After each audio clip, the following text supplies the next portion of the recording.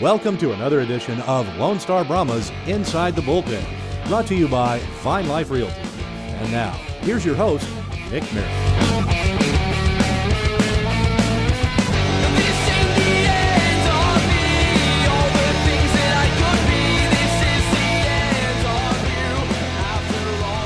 Inside the Bullpen, back with another episode. Nick Merritt, Walt Ruff, Chad Seward here. Well, at least two of the three of us are here right now. Chad's on a secret covert mission, and he's going to be shuttle dropping into this podcast.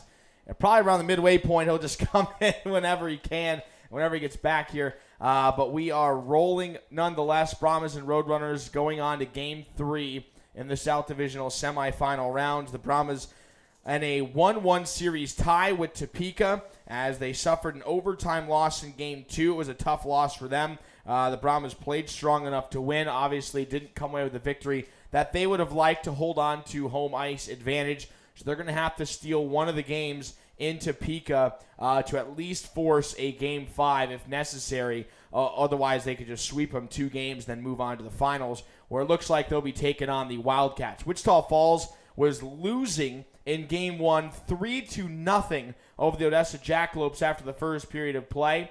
And the rest of the weekend, they outscored the Jackalopes 11-0.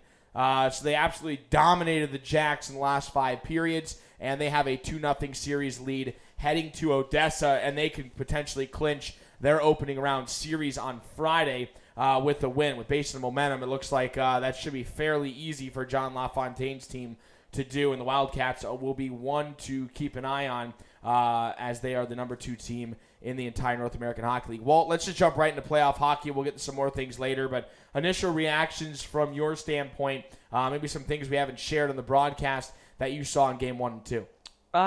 We definitely touched base on it on both broadcasts, and I think it'd be negligent to not mention Carson Kelly. I think it's evident why he scored the first goal in both games, because he went to the right areas. It wasn't anything.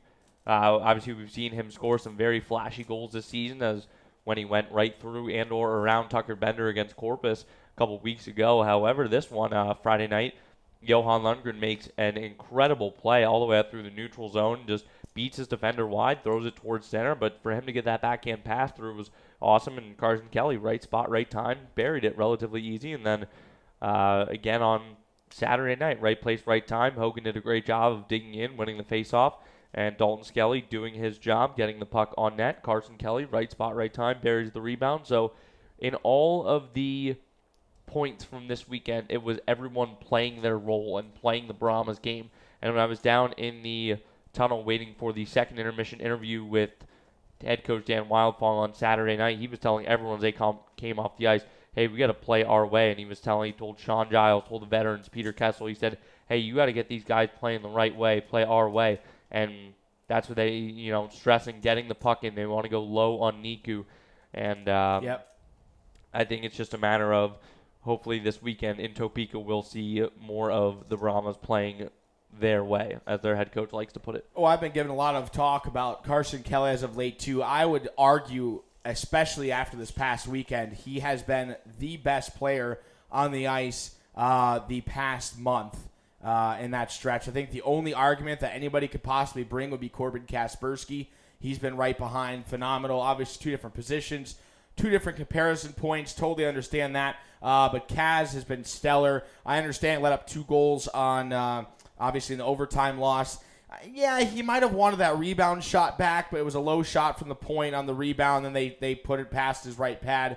But that first power play goal honestly should have just never happened. If the D was there assisting and cleared the puck out to the boards, it would have been no problem on that goal, and the Brahmas would have won 1-0 in regulation because of Kaspersky's efforts. So I'd be shocked if he's not the guy going on Friday. 7:05 is the game at the Kansas Expo Center. We'll be on Fast Hockey. Hopefully fans could join us. But, I mean, Walt, playoff time's one where you need a guy to step up. You told me, you're like, it seems like Carson Kelly's the Roman Yuchin of last year when Yuchin, was expected to do huge things in Brahmaland. He had a solid season. Wasn't an unreal season, because a lot of those points he did get them from playing with Sebastian Vidmar and Pat Egan earlier in the year. But Uchin was a solid guy throughout the year. He's a top 6 forward for the Brahmas.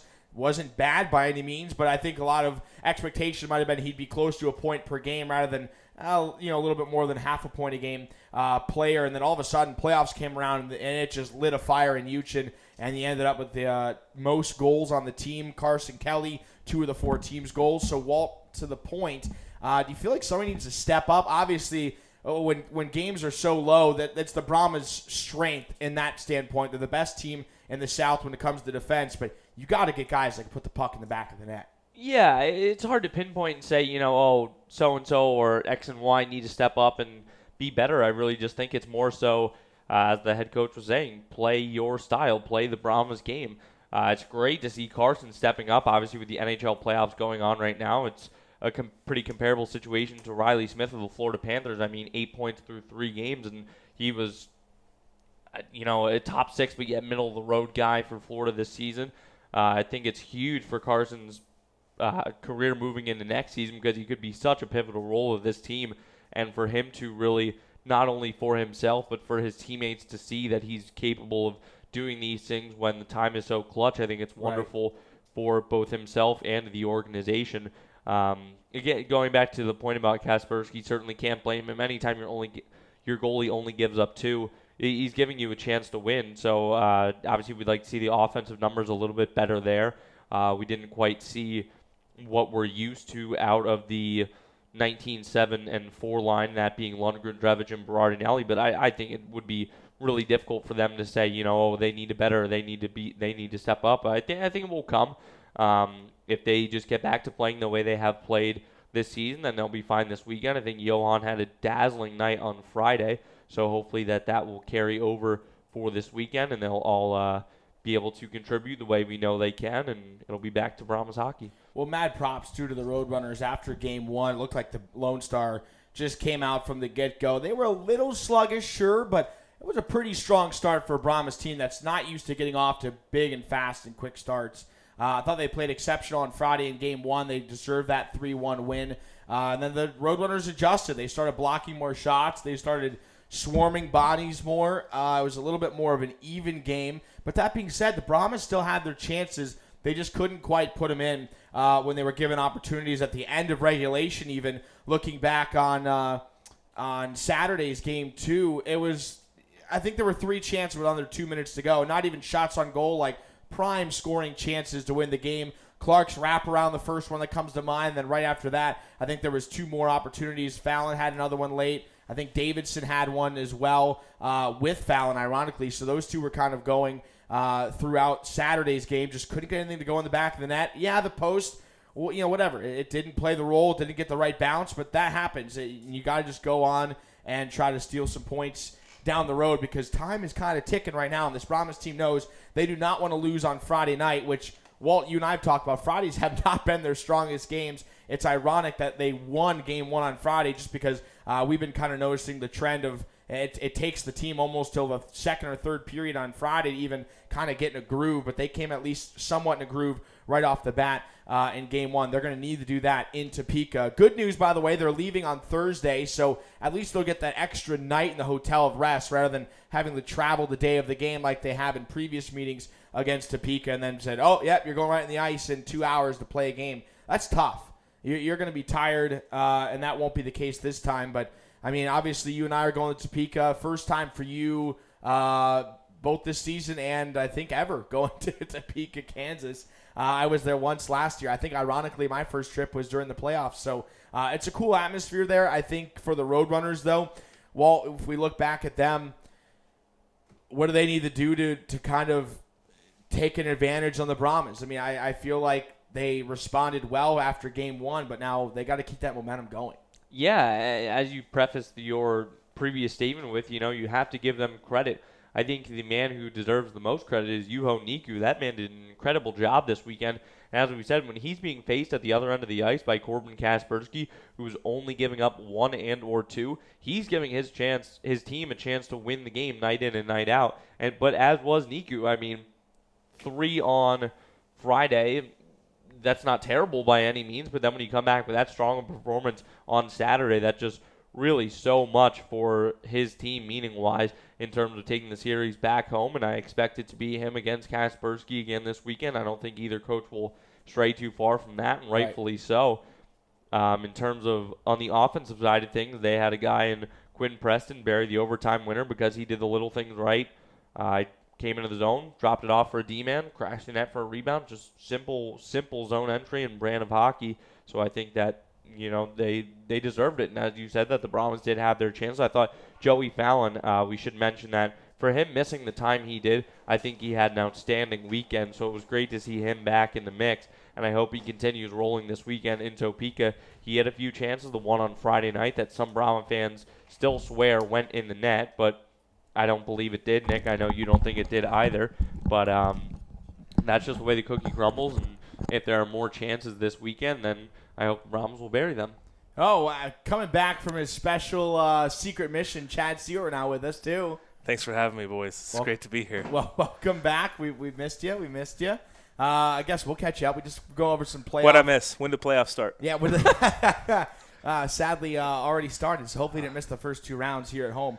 But yeah, we just kind of been previewing the games over Topeka. We want a couple minutes left in the podcast. I mean, obviously, to go on down to the format, game 3 and 4 in Topeka, Friday, Saturday night, 7:05. Comment on this post if you're going to be at the Kansas Expo Center cheering on your beloved Brahmas. We would love to see you there. Definitely stop by to say hello to the team, and that goes a long way for the boys. I know every fan, pretty much whenever they do go on the road trip, they stop down there. But if you're shy and you're listening to this, go say hello. They love seeing fans travel on the road, especially during playoff times. And then there would be a Game 5 if necessary back here at NYTEX on Monday. So if no team sweeps in Topeka, in other words, comes back 2-2 series tied, 7 o'clock is the game time here on Monday. So tickets, I think, will be on sale Sunday.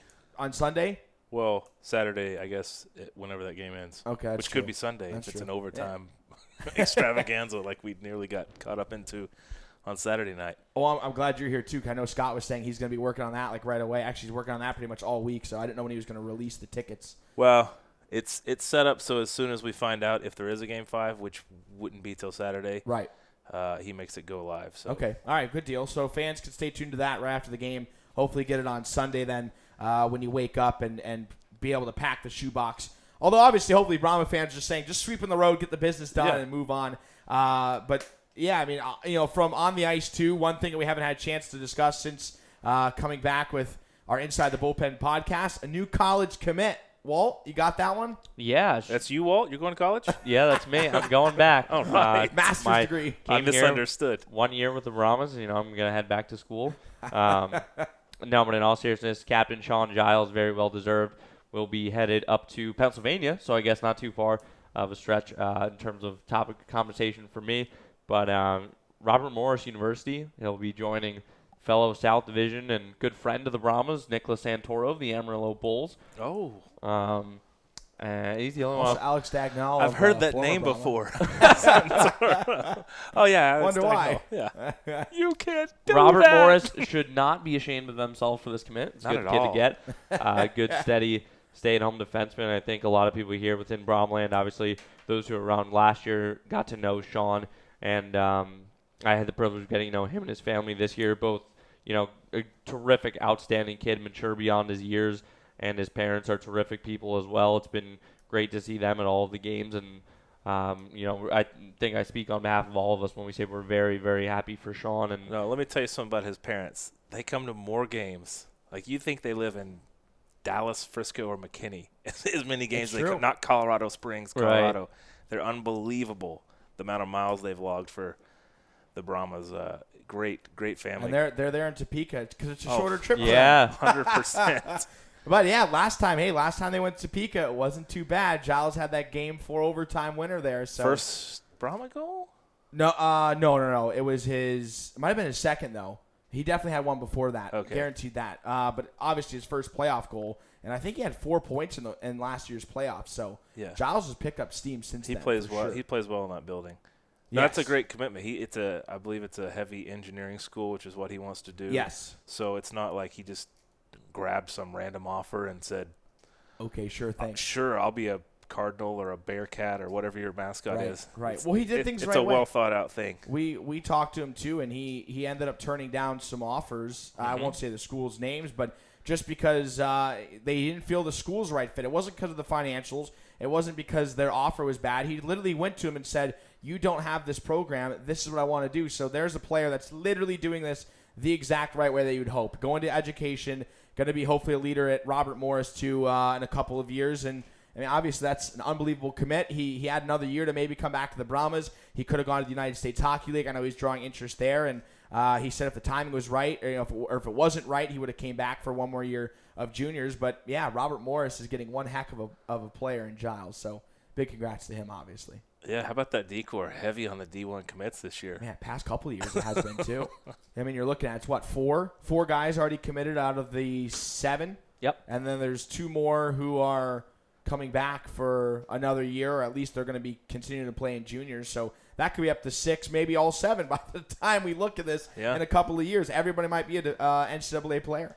Wild. But congrats to Giles. Hopefully we'll see a couple more sneak in before the season's all said and done, or maybe during the offseason when teams are trying to finalize some last-minute things. But lots of scouts here over the weekend. There were a lot. I know you guys are in your booth. And a couple were in press row, too. Yeah, they had to fill the seats next to us. Oh, really? Yeah.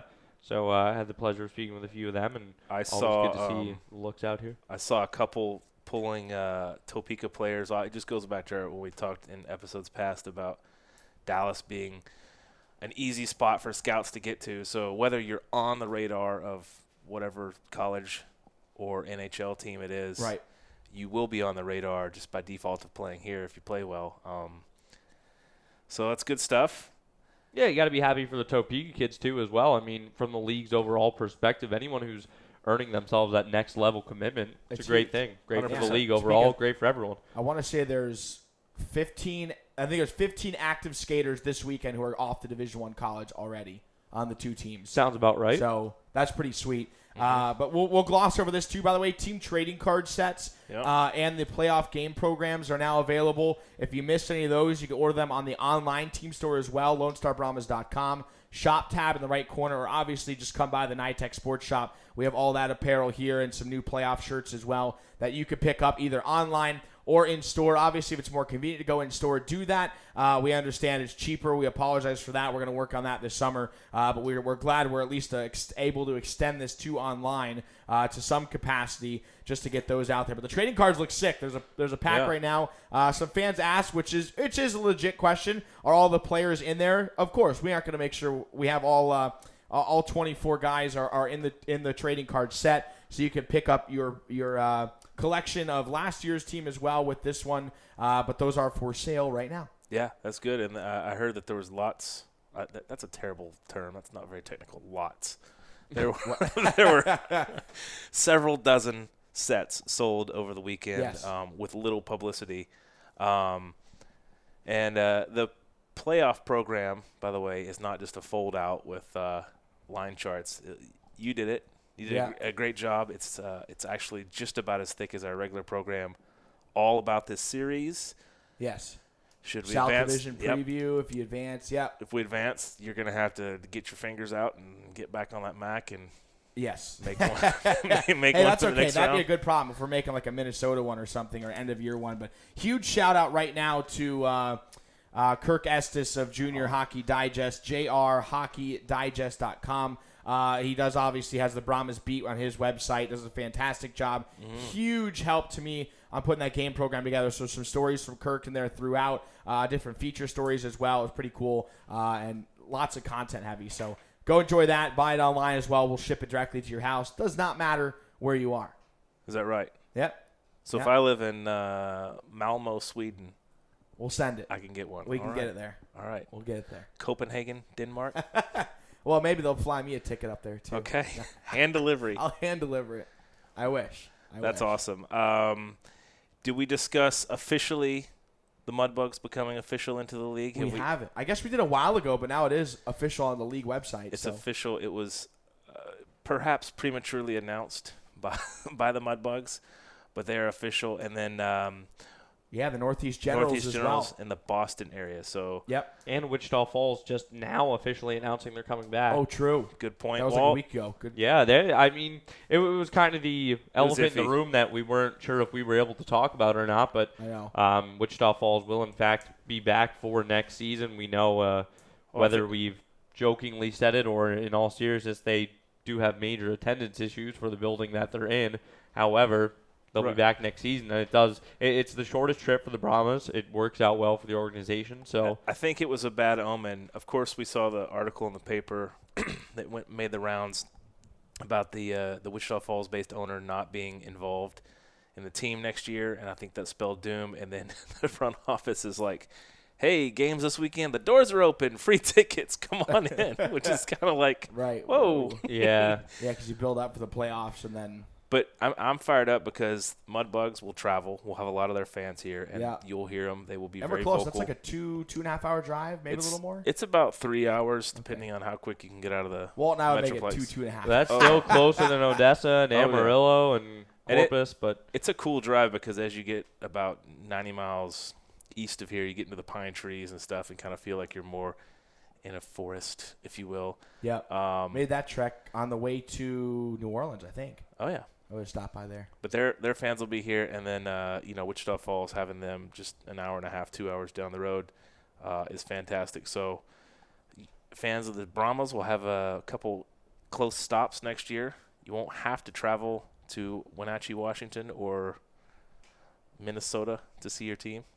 There will be a couple closer stops, so we're fired up about that. And I've been in contact with Mudbugs staff, and so nice. We're going to put some things together for some package deals, and who knows, maybe we'll get a casino involved as well for those that want to donate money to the state of Louisiana. Hey, I'd be okay with that. Maybe the Brahmas fans could take a trip. Well, I know the boosters were talking about that. They wanted to try to get some planned trips together and get a watching party, if you will, but literally traveling there in a bus or something. So, and then the Brahma experience.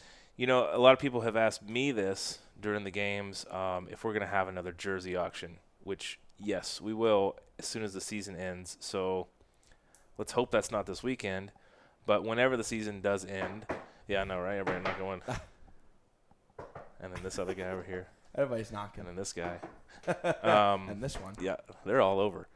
No, we'll have an end-of-the-season party. It'll be in Zuroma, and we'll have some player awards and a jersey auction. No word yet if it's going to be the blacks, the whites, the blacks and whites. Right. Shout out last year to everybody packing Zuromas. Oh, I know. That we were hesitant about doing it there this year because of that. We're like, oh, my God. That was nuts. It was unreal. If we announce it and it's in Zuroma, get there early to get a spot, and we'll be looking forward to that. And hopefully that won't be a discussion. Yeah, I was going to say, if we're keeping up our podcast on a bi-weekly basis, we've got a couple weeks till Minnesota yet. So yeah, there you go. We'll be good. Yeah, and one note on that. Okay, did we talk about it before we close here? Did we talk about the, dissatisfaction amongst fans about the finals and Final Four being in a neutral site? No, haven't actually. Really. Yeah, we didn't touch base on it, but we are aware of it. Yeah, well, clearly we're aware of it, but some fans have stopped me and asked me why it's in such a ridiculous location in, what is it, Edina, Minnesota? Yeah, basically. So, I mean, I get it from the league standpoint that if you've got NHL and NCAA scouts coming, you need to plan in advance so that they don't pay, $1,600 a one-way ticket to fly to Fairbanks or wherever it could end up being. So it makes sense on that front. It sucks on the fan front, especially a team that draws like us or any team in the South. Right. It's like a little kick to the crotch a little bit, I guess. But next year it'll probably be in another neutral location. Right. Well, who knows though? I mean, I feel like Frisco rumors were going around, so they're always around. It's not far fetched. They might come back to Texas, like. Oh yeah, that'd play right in our hand to be in Frisco. That'd be fantastic. Yeah, the league headquarters are there, so. I mean, who knows? Maybe this year they're going to Minnesota because that's where their showcase is. They have a good relationship. The team's also closer, too. Yeah. Easier bus ride for everybody else. It's obviously a longer bus ride for the South champion, but it is what it is. The only negative part of that would be Fairbanks. They got to fly them out. Yeah, but they're used to it. Yeah. And I think they have to get They're down in their series right now anyway, aren't they? Oh, they just took the lead again. Oh, did they? Okay. Yeah, they're 2-1 going to Cooley. So All if they win on, I think their game's Friday, Saturday too. So if they win Friday, then they move on to the finals. That was a series where they played 3 in Fairbanks right off the bat. But it was weird. It would have only been 3 in Fairbanks if Cooley got one of the games. Because one of the situations where Cooley didn't want to play 3 there if they weren't given home ice, kind of like our situation with Wenatchee last year. Right. They had the same type of thing. Like Cooley was like, wait, we made playoffs. We want at least 1 home game. So they agreed just for travel's sake, obviously, if Cooley won one, they would play the extra game on Sunday, which they did. Because Cooley won game 1, 6-1. Game 2, Fairbanks won 6-1. Yeah, that's a close one. Well, I got nothing. No, that's all good. Hopefully, South Division will look nice next year with Mudbugs in town and maybe one more. Who knows? 7's an odd number, so it'd be really cool if we got back to that 8 like the South deserves. Fans get another taste of more opponents, needless to say. Thank goodness. Those who are tuned in on Twitter, we're still waiting for a little announcement from the Rio Grande Valley Killer Bees from last year. That's right. Just remember, Said stay tuned. We've been waiting. Stay tuned. We got another announcement. It's been about a year since they last tweeted. It's been a year, but we haven't forgot. Don't rule them out, Absolutely not. Sir Sting-A-Lot is alive and well down there, and he wants to come back to life. Hey, I welcome it. That was such a cool barn, too. It's a shame they're gone, but oh, well. Yeah, you never know. They might be coming back next year. At least their Twitter from a year ago says they want to make some noise. It's possible. That barn where they play the national anthem with a mariachi band once. Is it really? Oh, yeah. That's awesome. Very interesting rendition, to say the least. It's kind of like being in El Chico and hearing the national anthem. All right, well, that'll do it for our podcast. Thanks for tuning with us. A little longer than we wanted today, but literally there was way too much to cover, and playoff hockey is here. Obviously, we have a lot of fun talking about that. So playoffs Friday, Saturday in Topeka, 7:05, both games. They're live on fasthockey.com. Hopefully you guys can make the trip out there. If not, Walt and I will have you covered with the broadcast, as always, for the rest of the playoffs. But it's been a pleasure on this episode of Inside the Bullpen. Maybe a Game 5 on Monday if necessary, so keep an eye on tickets for there. Hopefully the Brahmas sweep. You won't need to worry about that. And we'll see you in the South Division Finals round. Until next time, Brahmaland, see ya.